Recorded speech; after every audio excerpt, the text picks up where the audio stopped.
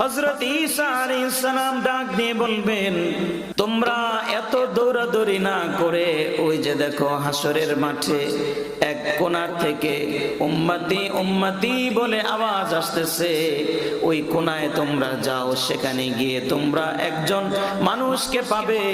তার নাম হলো মুহাম্মাদুর রাসূলুল্লাহ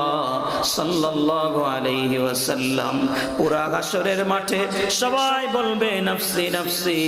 এক জায়গায় একজন মাত্র বলবে উম্মতি উম্মতি, তিনি হলেন আমার নবী, বিশ্ব নবী, রাহমাতুল লিল আলামিন, নবী মুহাম্মাদুর রাসূলুল্লাহ সাল্লাল্লাহু আলাইহি ওয়াসাল্লাম। ওয়ায়াতুনান নাসু,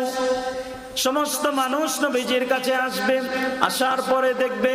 আল্লাহর হাবিব উম্মতি উম্মতি বলে কাঁদতেছে আর বলতেছে, আল্লাহ